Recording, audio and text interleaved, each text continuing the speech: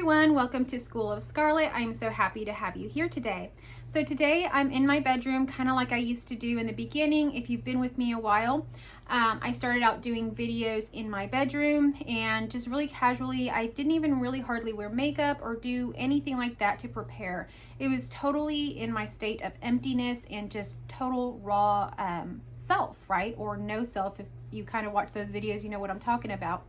But essentially, those videos I leave up because I want to share with you my whole experience, my whole journey, without taking anything out, without really moving anything or really sharing anything that is inauthentic. I want to be totally authentic and on the table with you, because as more and more of you are coming into these sorts of awakenings, whether it's a non-dual awakening or a twin flame or something like that, you are going to begin to see your changes are going to begin to be reflected in a lot of different ways. And so in me sharing this, I think it will be very beneficial for anyone that can watch this and kind of resonate, if they do, with my story, because essentially we're all one.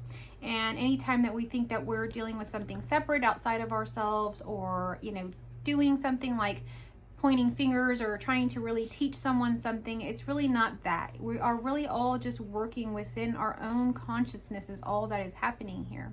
So as if I'm teaching you, you're teaching me, and so it's really a full circle, and this is all really just happening for you. So today's topic is why you can't orgasm, and I'm really going to be talking about this in a way that you can understand it on that level, on a sexual level, but also on a spiritual level, and just on a reality level, like just understanding what is going on here. So the way I'm making my videos now, like I say, are going to be more casual. I'm just going to be talking. I don't have any kind of points specifically. I'm going to be sharing from my own experiences and the heart. So there's no telling what will be revealed, what will come out. This character has many different facets and dimensions to her. So there are so many things that can come out. So I would like you to really go into a space of the heart. So if you would just take a moment to move from your brain or your mind down into your heart, because this talk is going to be coming from my heart. It's going to be coming from a space of no judgment, a space of no polarity, a space of just allowing what is needed to flow in whichever way it needs to flow. And it may not make a lot of sense to you, but energetically or with your heart open, it will resonate. So let's get into our hearts, and then I want to begin with why I chose to title this video. My dog is down here kind of rustling around, so if you see her walking around, that's my dog Mimi. So one of the things that I kind of wanted to talk about was how the unfolding is going for me. One of the things that's happening for me is a lot of things have come up to be released, even though with my non-dual awakening, the beliefs that I pretty much had really fell away. I saw through all of that. I saw that it was not real. All of that stuff really cleared up for me. But a lot of the things that stayed around were kind of structures and things that this character had built over time. The friendships, the relationships specifically. At one point in time, my career, things like just whatever, things that had happened in the past, maybe even like issues and like little things that maybe needed to be cleared up, things that we kind of sweep under the rug or ignore. Those things began to come up, and you know, I felt very free to release these things, so it was good. And as things began to get released, more and more things would come up to be released, and they would be bigger and bigger things. Things that were very threatening to some of the attachments that were clearly still there. Things like attachments to my child, attachments to my marriage, attachments to my family. Those things became to come up to the surface to be very clear that I was not totally detached from these things. See, as long as we're still living in duality, which I am, we are still attached in some level to these things. And yes, we can completely transcend that. And there are moments in time that I go in and out of that. And certainly it is very helpful to do so, because these attachments truly are illusory. So if we can abide, or at least go back into the absolute from here and there, we can really transmute this and move past it. I have some pretty interesting stories of things where I've clearly just been in a situation where everybody would say there is no hope, there is no way, or they can clearly see that there is no way. And in my this past year, I've learned to completely surrender to things. As things come up to be very scary, or things come up, I don't focus on that. While others may focus on that, I don't. I abide in silence and just let it pass. And as I let it pass, the solutions for how things eventually end up working out for those things are way greater than I ever could have imagined. And the most horrible of things turn out to be the most amazing of things. It's quite amazing. So I will be sharing some of these stories to come. If you're in my courses, you've probably heard some of these stories. And so one of the ways that I teach is through stories. See, what we are talking about here, what I'm going to be talking about on this channel, really transcends the mind, transcends logic. There is no way to really speak of this stuff. There is actually no vocabulary for the things that I'm actually trying to share with y'all. There just is not. And that is very clear to me. So because of that, one of the ways that is very effective of sharing things with y'all is through stories, is through things like parables and metaphors and just my life experiences. And through those experiences, they will resonate with you in a way that will speak to you in a way that's a living teaching for you. So that is what I will be doing here. Most of the religions, if you really have ever looked at any spirituality, religions and things like that, they rely a lot on stories, parables, and myths. And you see, these to me have always been symbols. One little small fact that you may not know about me is that I have a degree in theology. I went to university and minored in religion.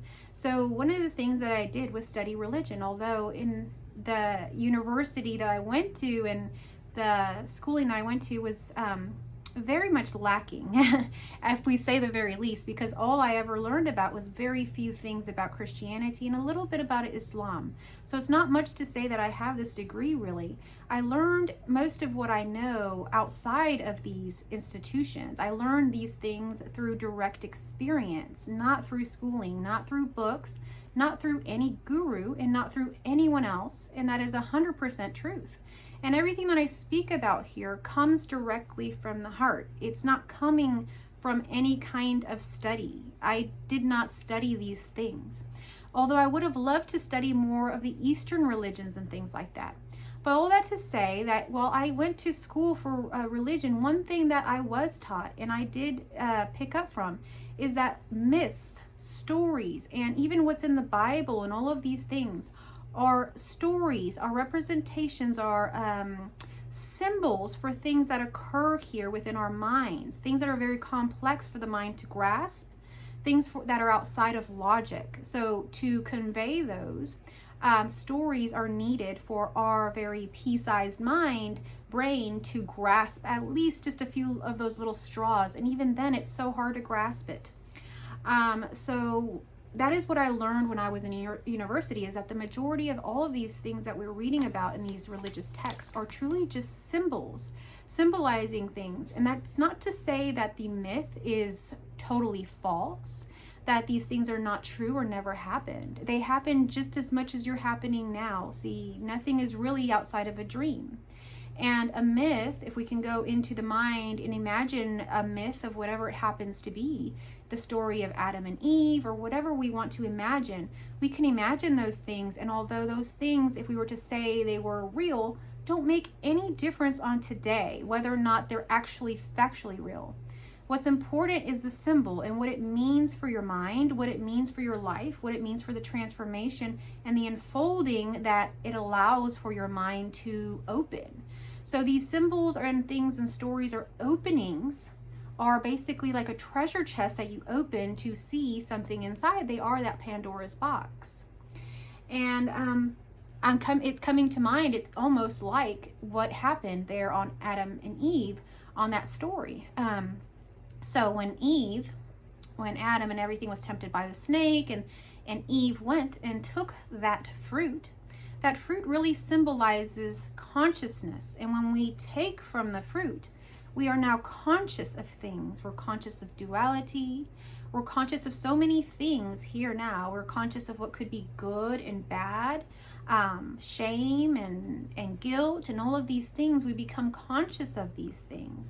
And so now we're working with these things, and we have to kind of integrate them. See, to be on this earth, to be here expressing as whatever you're expressing, we did have to divide. We did have to separate ourselves. See, we could never really know ourselves if we just are ourselves. There's no reflection, there's no other. So I wanted to kind of make a short for you of things that kind of represent this. For example, a knife.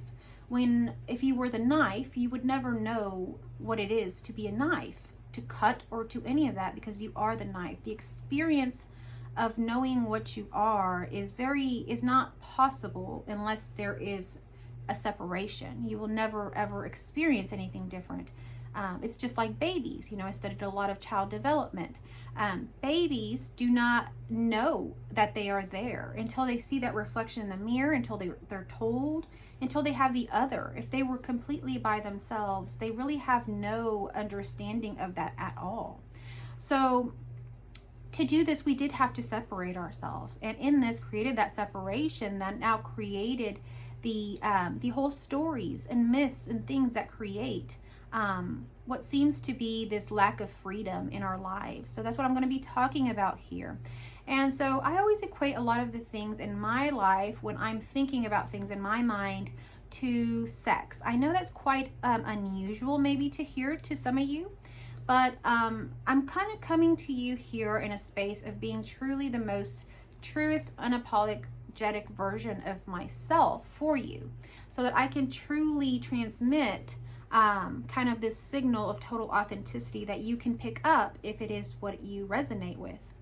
And so for me, the orgasm was something that very much resonated with me when I had my spiritual awakening. So I've written about this in my most recent book, Euphoria. And I've also written quite a few poems around this, because when I had my spiritual awakening, I was in bed sitting just like this, and I had this experience of going into the total void and all of this. But in that, there was a lot of sensations, there was a lot of love, and there was literally an orgasm. And it was not an orgasm that was sexual. You see, orgasms are not always sexual. One of the reasons that I'm bringing this forward to you is because from a very young age and even into adulthood and stuff, this was the shadow that I carried. I carried the shadow of shame about sex. And because of this, I created kind of these distortions and these perversions of things that basically put me in different situations of exploration about this topic of sex. And so I've had a lot of experience with this, all to say that. Also, I became very comfortable with my own body, because the first time that I ever experienced this so-called orgasm, I was very curious about the body. So I began to look at the body. I began to experiment with the body. And so because of this, I have now realized as an adult now that this is something very unique to me. I've been a counselor for over 18 years, counseling in different capacities throughout my life.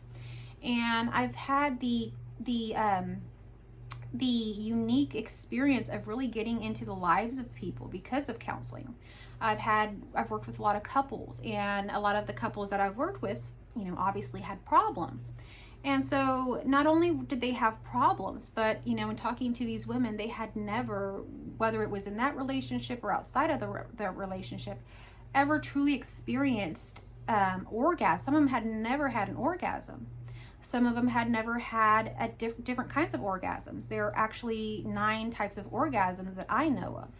And so they had never experienced these things, and their partners had almost shamed them about wanting these things, or it could have gone the other way around. I've seen it both ways. And so there wasn't a lot of exploration, and I will tell you, I had never come across anyone in my practice of counseling or anywhere that has come to the realizations or the understanding around sex that I have. So not only do I have the kind of biological knowing of sex, because it started off for me knowing kind of that pleasure thing, wanting the pleasure of it, actually wanting that bodily sensation of it, the actual orgasm of it. But as I begin to delve into this world, you see the perversion of it. It kind of leads you into a space where you've done a lot of that. So for me, it kind of turned around when I met my twin flame, and my twin flame really showed me some aspects of sex that were very, very interesting. You see, your twin flame is actually a complete mirror of your soul and even your oversoul. It's like literally they're the same. And so because of this, he had this exact same experience that I had. He had the shaming around sex. He had all of that distortion that appeared from that. And he literally had already transmuted it before me. So he had already gone through all of the pain of what that led him down. And he was able to meet me at a place where he transmuted that for me and showed me how it was actually not about sex. It was not even about pleasure that I was seeking.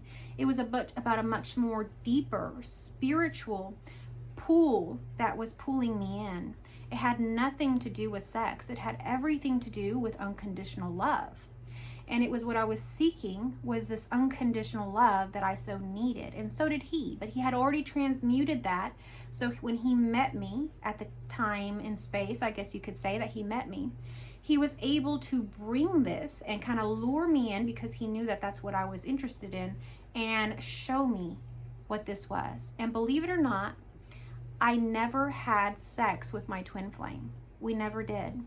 But he taught me so much about it in so many different ways, because you see, and I will make some story times around this, probably on a Patreon is what I'm starting to put together. He had all of this knowledge around this. And so what happened was, in basically my own kind of hedonistic wanting pleasure, he lured me in with that. And like I say, he showed me how actually sex is a way that you open portals to the spiritual. And as you release and open yourselves when you're safe with a partner, it doesn't even have to be a sexual thing. You can experience orgasms. You can experience spiritual connections, awakenings, energy. You can experience an edification that you would not believe from these acts. Now, most of you do not know about this, and like I say, the majority of everyone that I've ever counseled has not had any experience with anything outside of your normal orgasms or normal kind of sexual interactions. So the thing about this is that I'm going to be sharing a lot of correlations here. The orgasm is a symbol for me. The orgasm is a symbol for something that people want to obtain. You see, people are always talking about, oh, did you have an orgasm, or did she orgasm, or this sort of thing. Same thing with the spiritual life. They're always wanting to know, did you have a spiritual awakening? Oh, when am I going to have a spiritual awakening? How long is it going to take for me to have a spiritual awakening? If I do this course, if I take this thing, how long will it be till I have a spiritual awakening? There's this kind of like needy energy around having a spiritual awakening, having an orgasm. And for me, I can even remember times, there was a time I was trying to conceive. It's a very painful journey to try to conceive when you are not fertile. So I had that experience, and I was always with the doctor, when am I going to go to the doctor? How are these pills going to work? How long is it going to take? How does it work? This needy energy prevented me from getting pregnant. As soon as I was told by the doctor that it wasn't me, that actually my husband had what they said was a low sperm count, I relaxed, because now it wasn't about me. It wasn't about my body. It wasn't about me, what I didn't do, how long, what this and that. It was not me anymore. It was outside my control. So when I released that control, I became pregnant in that month.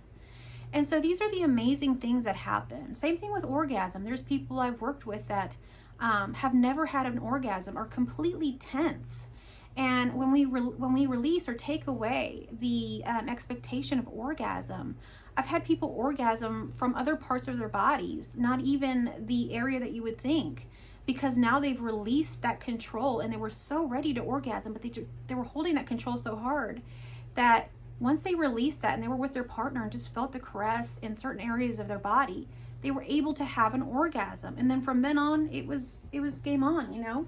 So these things are all about our energy with them. If we're needy, if we're thinking that we need this thing, it's never going to happen. So why you can't orgasm is because you're needy. It's because you don't understand what you're doing. I learned a principle a long time ago in Christianity, actually, and it's about prayer. So the church that I was going to, it wasn't the Church of Prosperity or nothing like that. It was your typical Christian Baptist church. But they had a very interesting message that really stuck with me. If you truly trust God, if you truly believe in God and his teachings, and you're coming to church all the time and doing all of these things, then why don't you trust when you pray? You see, this is the message that they taught. When you pray, when you want something, let's say it's a spiritual awakening or it's the orgasm or whatever, you put it out there. This is my intention. I intend that I would like to have an orgasm tonight with, my partner. Or I intend that I want to have a spiritual awakening, or I want to, go along my spiritual journey and have that at some point. Well, that's out there, but we don't need to focus and be so needy about when it's going to happen. The first thing they taught us in church was that everything happens in divine timing. We can't always control this 3D reality here. But as soon as we put our attention and focus on something, it begins to work. But things are slower here, so it's going to take a little bit of time before it arrives. So don't be so impatient and needy to continue to ask, when is it going to happen? When is it going to happen? So, for example, my daughter she's 15, or she's going to be driving soon. Let's just say that. And we've been looking at cars, and we've been talking about that sort of thing. And so she knows that we've talked about it here in the family, that she's going to get a car. And she's not asking every single day, am I going to have this car? Am I going to get this car? She knows that that I and her stepfather have decided to buy her this car. She trusts us. She knows that we follow through on our promises. So she's not sitting there asking us every day, are you really going to buy that car? But please, can you still do it? Are you sure? Are you really going to do it? Can you please? How come it's not happening right now? Why do I have to wait? She's not asking that. She's waiting patiently because she knows and trusts in her mother and father that have provided for her for so long. She can trust in that. So why are we not trusting the universe? Or, why are you not trusting God? So when you put out a prayer, or you put out your intention, however you want to see it, you literally just have to put it out there, and that's it. That's all you have to do. Whatever it's about. Let's say it's about health. Then, my intention is I would like to have my health in order. I would like to have a healthy body. I will have a healthy body. Or you can pray about it. God, I really am wanting help with getting a healthy body. I want a complete and healthy whole body. And that's it. Your prayer is done. You've asked, you've said what you've wanted, and now you let it go. You don't need to come back and pray about it every night. What you need to do is be grateful. The next morning, say, thank you, God, for taking my prayers and making them truth. And I know I can feel I'm getting stronger. I can feel I'm getting more healthy. Be grateful in the moment as if it's already here, because it is. As soon as you've put it out there, it's coming. So long as you don't go back and start begging, because you see, you can't be a beggar. You're not a beggar. If you think you're a beggar, you're never going to have any of these things. You're never going to have any of these things. In begging, it leads you nowhere. It leads you to being small, to being controlled, to not ever getting what you want. You are a creator being. Step into your role here on this earth. You are not a beggar. And as soon as you start begging, you completely lose out on your riches, on your treasures, because you're not a beggar. There is nothing outside of you that you cannot have. There is nothing within your imagination that you cannot have. You are a creator being, and you decide, you create, you have that power within you. You are everything. So why can't you orgasm? Again, it's because you're being very needy, or you're being very defensive. If I'm talking about this, a lot of times a lot of people will close up and think, oh, there's nothing to do here. I don't have to do that. I don't need to do all of this. I don't need to try. I don't need to get out there. You do. You see, you can either decide to say and be defensive about certain messages and say, I don't need to do this in order to have this. But you see, there are things that we have to get out into the world to do. And there's things that are called distractions that are currently running programs in this world. I talk about programming within ourselves, programming that we picked up from our upbringing, from our childhood, from our schooling and all that stuff. There's programming you have running in you right now currently that you are currently allowing to run your life. What could that be? It could actually be this. It could be YouTube. It could be video games. It could be adult sites that you visit. These things are total distortions that keep you in this wheel of never experiencing true direct experience of love or life. So as long as you are sitting here denying all of this and not going out there, you're going to basically be in this loop of basically, I call it an altered or almost parallel reality that's not in line with Earth or what's happening. So the only way to experience these deepest levels of, let's say even sexuality, for example, what I'm talking about or I was talking about, you would never experience that at home at all. If you're watching or participating in adult sites and things like that on the internet, you are missing out on so much. Do you realize there are actually warm-blooded human beings out there that have sensations? They talk, they're animated. There is so many nerve endings in their body, so much to explore. And you're sitting there by yourself with a cold computer screen. There is so much to explore in this world. There is such a depth, and even within sexuality, you can experience a spiritual awakening. But yet, so many people close themselves off to the truth of what is reality in the world. And of course, it's a total illusion, but there are differences in what is a distortion and what it feels like to really engage in something that's raw, natural, organic to this world. I've always been someone that's very much been in tune with the earth. I love nature. I love touching the soil, being with animals, all of these things. These things, when we get into the raw, gritty nature, don't worry about getting dirty. Don't worry about these things. Involve yourself in life, and then you will experience the orgasmic life that you want. It won't just be an orgasm in sex. You'll experience the orgasm of going outside and seeing the beautiful blue sky, laying on the ground as you watch clouds float by and experience the divine nature of God. And I know it sounds like I'm high on something, but this is what it feels like. Laying on the grass. Have you ever laid on the grass and just tilted your head and watched as the insects just live their lives there on the grass? I did that the other day. It was amazing. Have you ever laid outside and moon gazed and watched the stars? Have you ever been out in the country where you can literally see every star in the sky, filling the skies, where you can see a shooting star every couple minutes? My friends, this life is full of miraculous and beautiful things. And if you're seeing it all behind a screen, you're not seeing it, my friends. My daughter laughs at me all the time because she says I don't take very good pictures with my phone. Because when I take pictures with my phone, I don't ever look at the camera. I don't even look at the phone. I look at her, whatever I'm taking a picture of. So my pictures are always wonky. It's not through, don't look through that lens. Have a direct experience with life. When you have a direct experience with life, your life will be full. It will be full of ecstasy. It will be euphoria, like I talk about in my book. Involve yourself with life. So the reason why you can't have an orgasm is because you're not allowing yourself to have an orgasm. You're not allowing yourself to enjoy the journey. You're not allowing yourself to get out there and have direct experiences. You're not even allowing yourself to get directly involved with your own body.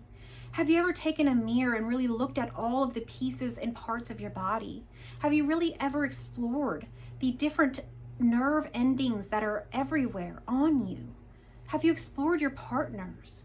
Have you explored anybody's?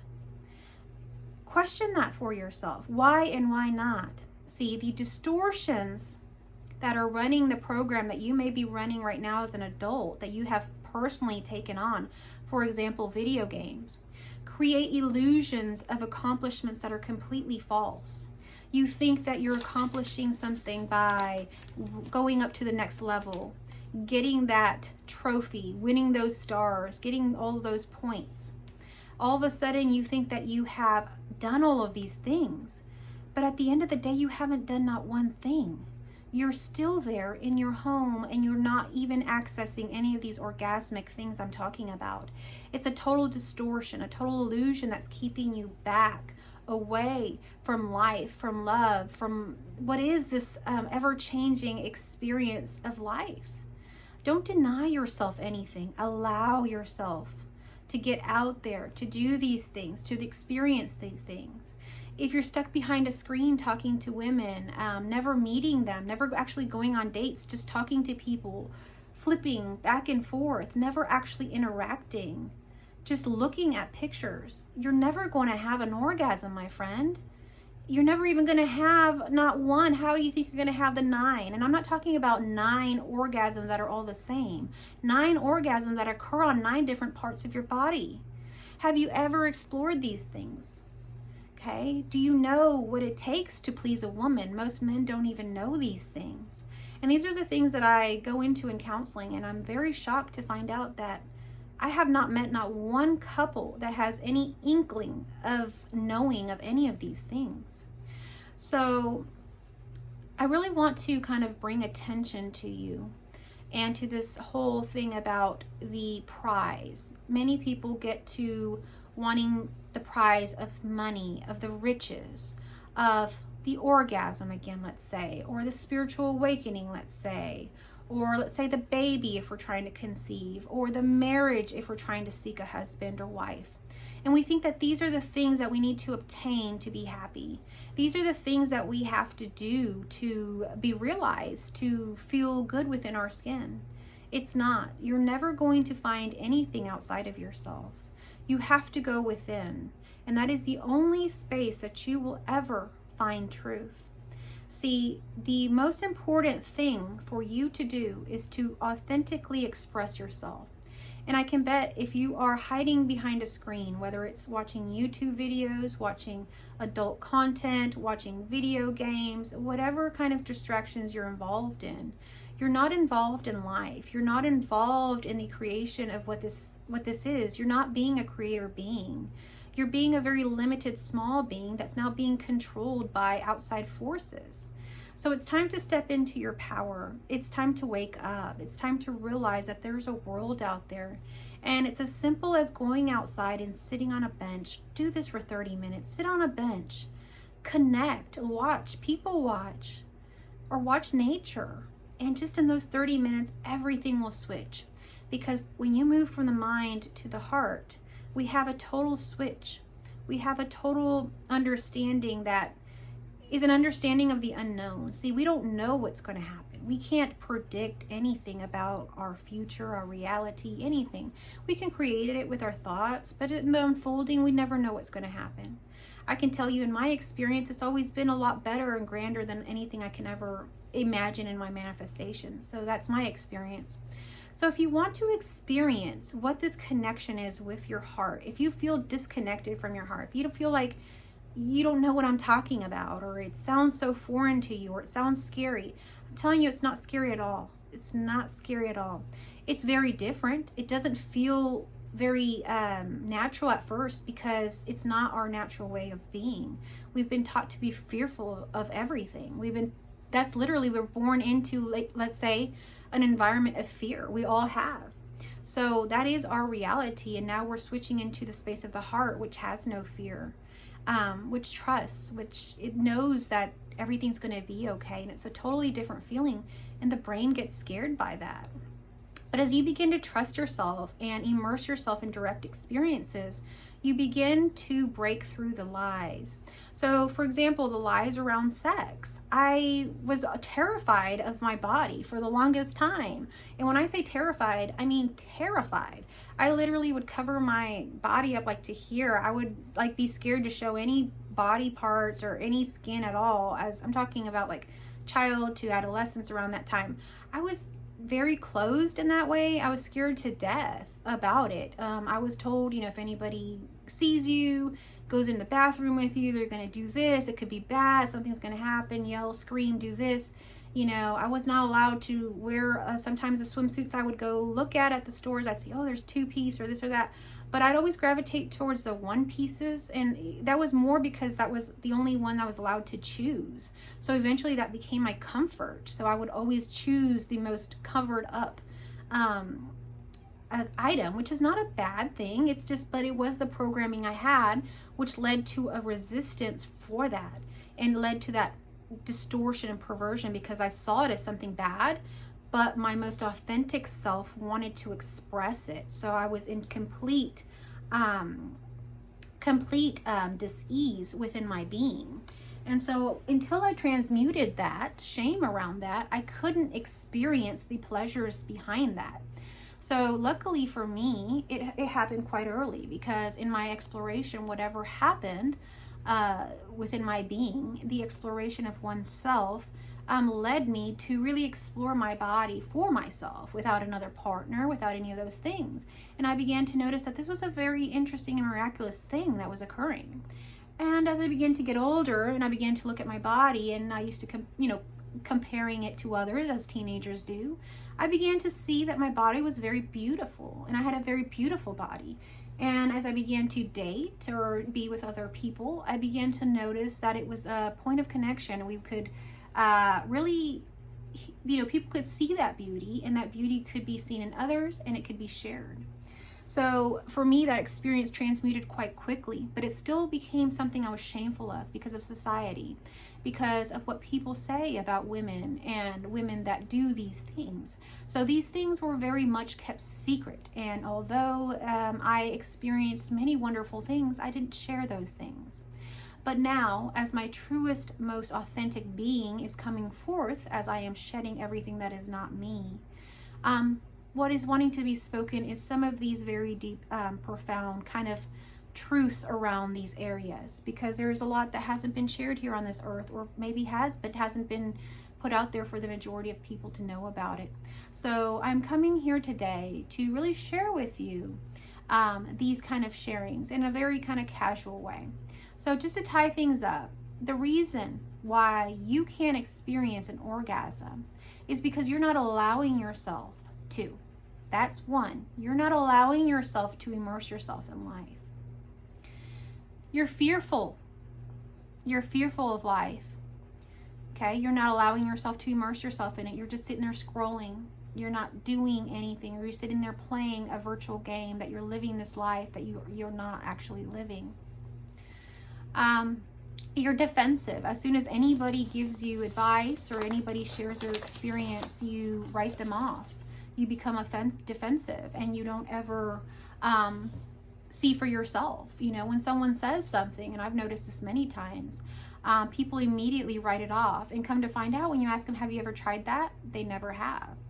So it's very dangerous to write things off when you have never tried them. There is so much there behind that fear.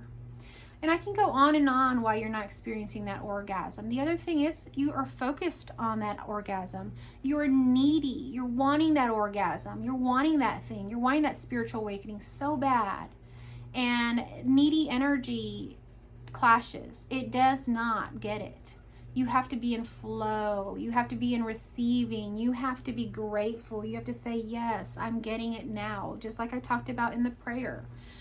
When you pray, when you put it out there, you have to say, it is now here. I am so happy that is coming my way. I know that it's manifesting for me, and it will be here. It will be here, and I know that because I've already put my focus on it. And however it gets here, it will get here in perfect timing and in the perfect ways. And so when you have that attitude, you will experience not just one orgasm, not even the 9 orgasms. You're going to experience an orgasmic life. You're going to literally have a blissful, orgasmic, euphoric life. When you go outside, everything's going to turn you on. You're going to be having basically a sexual experience with life. You're going to have this juicy experience of wanting to know it, of getting intimate with it, of really getting involved with life. And doesn't that sound wonderful? So if you're wanting to connect further with me to learn any of these things, or just simply ask some questions, feel free to connect with me. I have my information in the description. I also offer one-on-one courses classes and courses and counseling and all of that stuff. So feel free to check my my stuff out there in the description, and I love you all.